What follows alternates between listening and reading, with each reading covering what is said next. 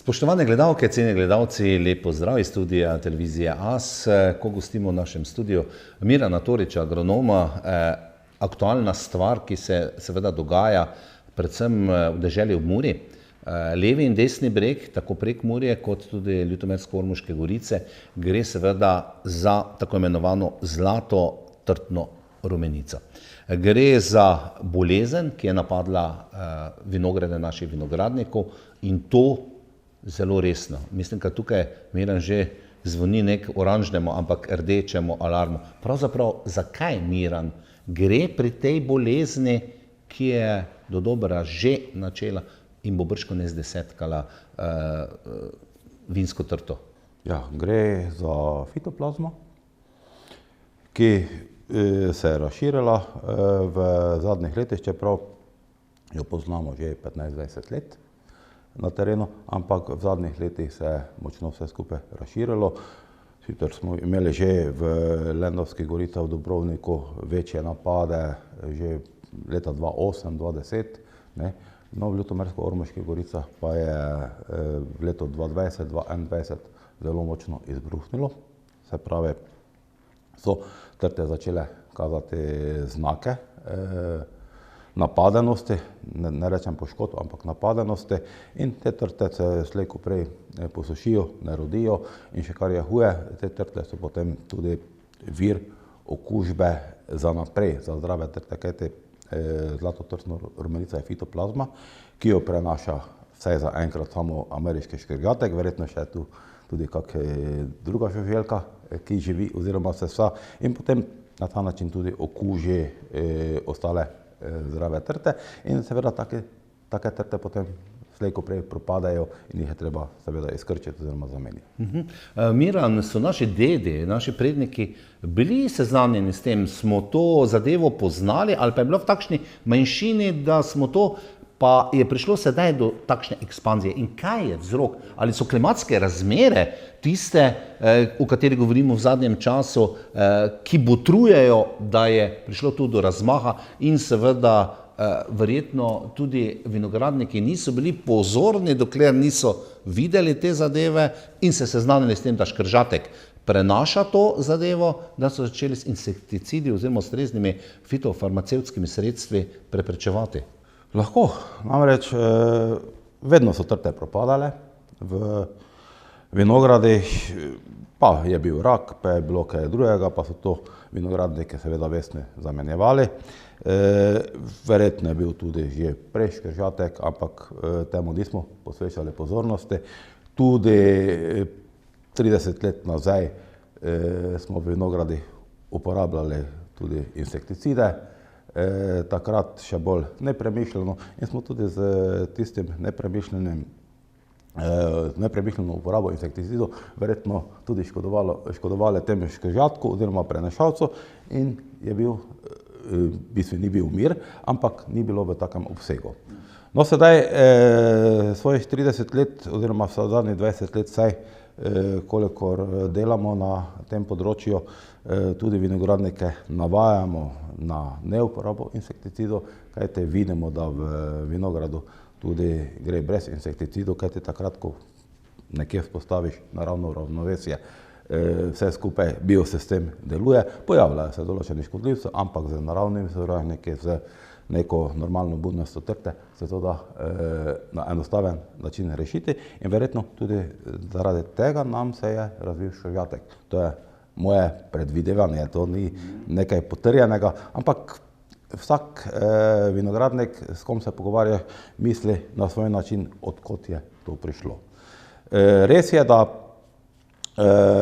se je to začelo širiti, da so se tudi že v letu 2008 spostavila obvezna zatiranja škržatka. Vinogradniki so to seveda upoštevali. Je pa tudi res, da nam v zadnjem letu na področju insekticidov manjka. Tu pa tam kakšen močnejši insekticid in insekticidi imajo omejeno delovanje, tako da vse skupaj je povezano in vinogradniki bi si, seveda, kar bi si želeli, da bi dobili nekega naravnega sovražnika, ki bi tega škržatka tudi sam v svojem procesu prehranjevanja mogoče uničil. Ja. Miran, obstaja ta naravni sovražnik? Zaenkrat še ga ne poznamo, ampak verjetno obstaja. Marsikaj obstaja, tudi pikapolonice, tudi štriglavice, vse skupaj nekaj je, mogoče tudi tega je. Je pa res, da je škržatek tudi lahko zelo hitro skoči in ga mogoče on prej odskoči, kot pa ga ta naravni sovražnik dobi. Po drugi strani pa je problem v tem, da ameriška zlata rumenica oziroma zlata trsna rumenica ne domuje samo na vinske trte, ampak je na ostalih gostiteljskih rastlinah, te črna jelša, lešnik, tudi srobot, pa še marsikaj drugega. Hmelj se nekje prebral, ne? Tudi hmelj, verjetno, in še marsikaj, kar ne vemo in na zunaj mogoče niti ne kaže znakov in verjetno tudi od tam prihaja. Torej, marsikateri vinogradnik mi sedaj že v pogovoru pove, da bi morali skoraj bolj škropiti okolico vinograda, kot pa sam vinograd. Miran, na terenu seveda ste kot kmetijski svetovalec, tudi kot agronom. Rekli ste takole prejle pogovoru, da verjetno ta rumenica, ta fitoplazma, ali kaj je, obstaja pravzaprav in da miruje morda v trti nekaj podobnega kot v človeku, neki rak ali neka bolezen, pa pod določene pogoji potem izbruhne, se razmnoži. Vi pravite, da ko spremljate na terenu, vrsto let za to, da se to pojavlja predvsem na področjih, kjer je bila tudi leto, 2, 3 poprej, recimo toča. In se potem pojavlja, zdaj v zadnjem obdobju ste rekli, izbruh po neverjetnih tistih visokih temperaturah, nekaj dni, ki smo imeli, 2-3 dni 35 stopinj. To so indici. Ena predvidevanja, ki mene vedno bolj prihajajo v spredje, namreč fitoplazma v trti živi in ko trta zgubi imunski sistem, takrat verjetno pride na plano. To sklepamo potem, da se nam je največ zlate trsne rumenice pojavilo na terenih oziroma na področjih, kjer je v preteklih letih mogoče padala toča. Poškodbe in takrat, ko je trta v stresu, takrat tudi zgubi delno imunski sistem in verjetno ta fitoplazma pride do izraza.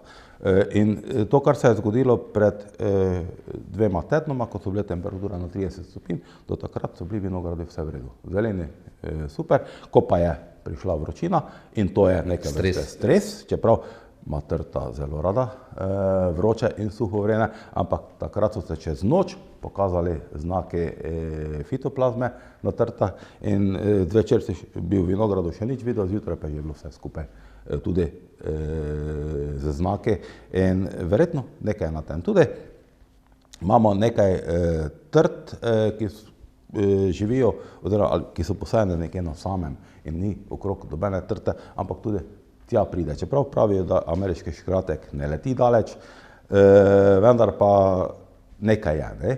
Tudi po eni strani imamo zelo velikokrat težave v mladih vinogradih. Sedaj, ko je na novo posajeno in verjetno marsikaj tudi pride z trsnim oziroma sadilnim materialom, čeprav analize oziroma laboratorijske analize ne pokažejo prisotnosti zlate trsne rumenice, tako da, tako kot tudi strokovnjaki pravijo, verjetno je marsikaj neznanega in to so samo neke indice, kaj bi lahko bilo oziroma kaj še se bo zgodilo. In zato tudi kot svetovalci podrobno pregledujemo tiste terene, kjer je lani bila toča, kjer so bile kakšne stresne situacije, tudi pozeba ali pa kaj, in tam vidimo oziroma opažamo zelo veliko večji pojav. Po drugi strani pa je tudi razlika med sortami. No, to sem hotel reči, zanimiva reč, ne, da ta zlata rumenica ne napada vseh sort. Zakaj? Je tu znanstveno pojasnilo, čeprav se pri teh stvareh, Miran, učite, ne? Vedno se sproti. Ne vem, če je znanstveno potrjeno, ampak ko hodimo po vinogradih, velikokrat opažamo, da recimo sorta Laški Riesling veliko me napadne, ali pa sploh ne napadne, zraven sosednji trski, pa je recimo Chardonnay ali pa Sauvignon te napadem. Tudi Šipon je napaden. In mogoče muškatov ne napada bojda. Rumeni muškat je tudi zelo dober, kar se tega tiče. In mogoče tudi iz tega izhaja, kot ste prej dejali, da je zlatotrsna rumenica bila že prisotna in zakaj je toliko Laškega na tem terenu. Verjetno tudi iz tega izvija, ampak to so predvidevanja, trebalo bi iti malo nazaj pogledati, kaj se godi, mogoče se starejši ljudje tega spomnijo, vendar pravim, niso posvečali pozornosti. In imam primere, ko pride vinograd, pa je ena vrsta Sauvignona, ena vrsta Chardonneja, ena vrsta Laški Riesling, vse je skupaj na 2 metrih, se pravi, sosednje trsi mora biti okužene, ampak Laški je zdravo ostalo peno. Zanimiva reč. Verjetno bo to pojasnilo tudi stroka znanstvena dala. Vemo, da ustrezne inštitucije, kot je Uprava Republike Slovenije za varno hrano, veterinarstvo in varstvo rastlin, je nosilec tega, pa potem izvajalci oziroma pooblaščeni izvajalci, pa vendar ne bova govorila o tem, govorila bova pravzaprav o odgovornosti imetnikov, lastnikov vinogradov oziroma trt. S temi ste vi v stiku. Tudi tu je velika odgovornost, ne nazadnje, ukrepi so od zdravstvenih pregledov, zdaj menda že ne, tu so fitofarmacevtski inšpektorji, ki morajo svojo opraviti. Miran, kako to praktično izgleda na terenu in seveda tam, kjer je velika okuženost. Vi kot svetovalec bojda ne smete svetovati vinogradniku, zdaj pa podsekaj oziroma izvršiti pasek, mora priti brško ne inšpektor ali kdo. Uradno je tako, da neuradno lahko svetujem, ni problema, ampak če beremo birokratsko zadevo na razmejnih območjih, takrat, ko opazimo ali pa imetnik trte opaze, mora poklicati inšpektorja. Ampak tu ni problem, tu smo zadevo rešili, zelo dobro sodelujemo tako z inšpektorji, vse obveščamo tudi z javno svetovalno službo za varstvo rastlin, zelo dobro sodelujemo in trenutno smo tam že kar nekaj let delamo z roko v roki in poskušamo zadeve rešiti, kolikor se da. Tudi mi, ko hodimo po terenu, seveda, ko vidiš trto, vsaj druga ti ne ostane, kot da poskušaš na lep način imetnika oziroma lastnika prepričati, to takoj odsekaj, izkrči, da ne bo šlo naprej. In imamo primere, ko nas tudi niso poslušali, eno leto je bil en trs, naslednjo leto so bili 4 trse, tretje leto je bila cela vrsta okužena, tako da je nekaj na tem, se pravi, da se to prenaša in trenutno je tako, da imetnik mora skrbeti za to, da bomo uničili vir okužbe. To so, se pravi, okužene trte, to so tudi verjetno okužene ostale gostiteljske rastline, kot sem že prej povedal, črna ješla, lešnik, tudi sroboti, pa še marsikaj bi se verjetno našlo, kar še niti ne vemo, da je lahko. In bolj pomembno je skoraj v tej situaciji, da čim prej uničimo vir okužbe, kajti škržatek je žival, ki ne loči med okuženo pa neokuženo in on, če ne bo srečal okužene trte, tudi seveda ne bo naprej prenašal. Ampak vse z roko v roki, najprej moramo rešiti vir okužbe, potem pa še prenašalca in upajmo, da se bo to slejko prej rešilo. Torej odgovornost na imetnikih, absolutno.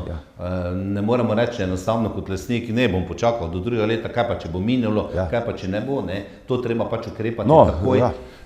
Seveda pa zelo pomembno, to pa smo tudi midva danes storila, ozaveščenost in obveščenost o tem. Mediji seveda na tistih močno okuženih, tudi nekatere občine razglašajo, objavljajo preko radija, preko vsega.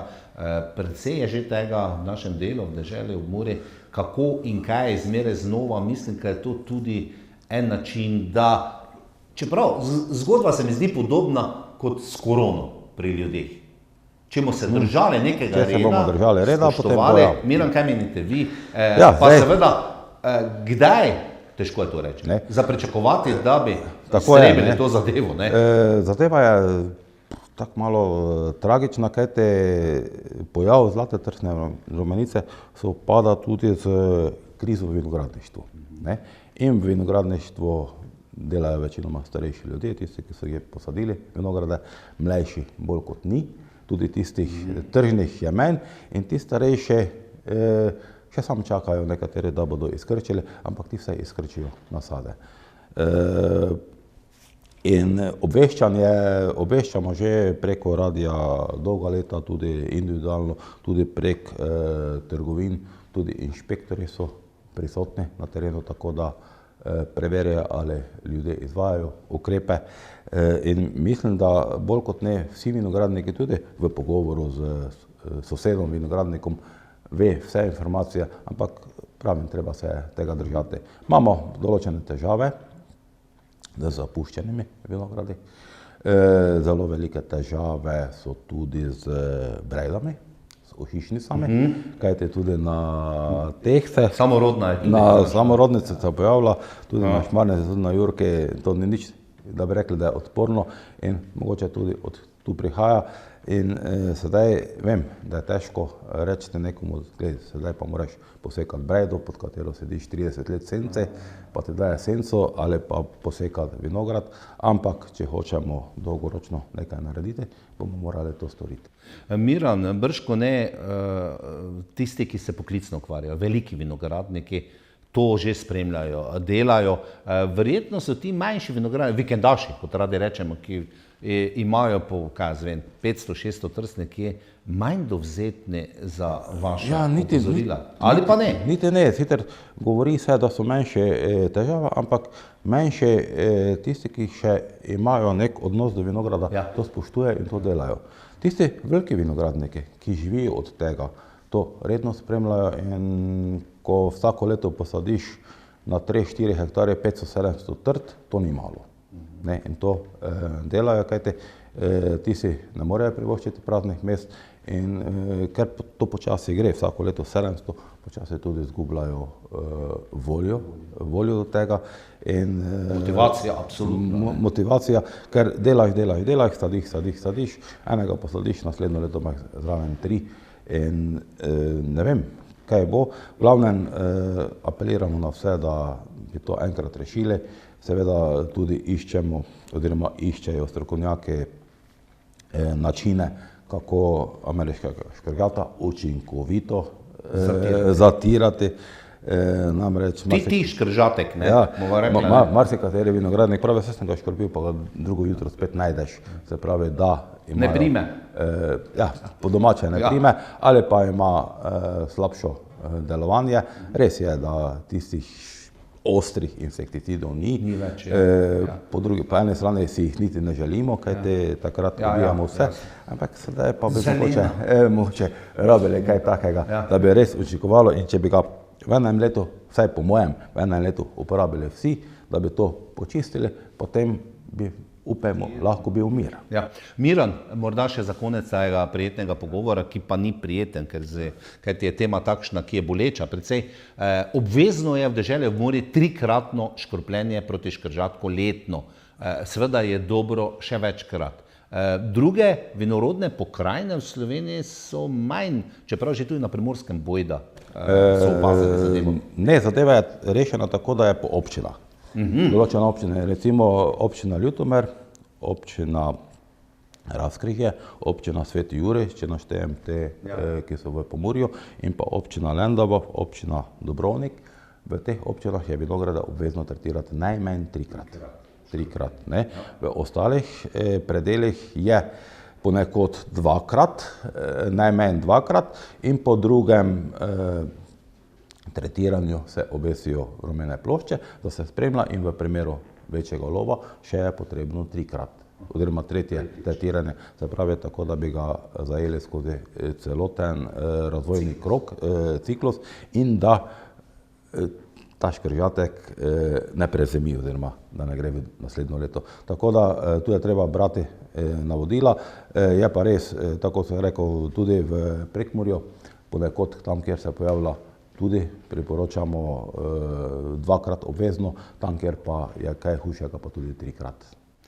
Miran, hvala za ta pojasnila, nasvete, ne nazadnje naše gledalke in gledalci, tudi tisti, ki nimajo vinograda, so sedaj seznanjeni, kako in kaj, morda v prijateljskem pogovoru, ko te povabijo v Gorice ali pa kaj, poslušaj, kolega, ti to delaš, imaš primere, je dobro, da smo ozaveščeni o tem, tudi vsi ostali, ki z vinogradniki nimajo morda. Ravno zaradi tega je velikokrat bolj pomemben dober pogovor, prijateljsko pogovor, kot pa neka represija oziroma neko administrativno predpisovanje. Namreč vsaj v tem času, ko smo svetovalci, pa je to 30 let, smo se naučili, da v pogovoru na lep način veliko lažje dopovemo vinogradniku oziroma bilo komu, kaj delati in potem tudi to spoštuje. Bodi tako, Miran, lepo hvala za obisk v našem studiu. Miran Torič je bil z nami, svetovalec na Kmetijsko-gozdarskem zavodu Slovenije Murska Sobota, vinogradnik, specialist, sadjar, morda v sadjarstvu kdaj drugič. Jaz pa verjamem, da smo tudi v tem pogovoru vaše zanimanje nekako podoživela, oba skupaj. Hvala za vašo družbo, cenjene gledalke in gledalci. Do prihodnjič, srečno in vse dobro.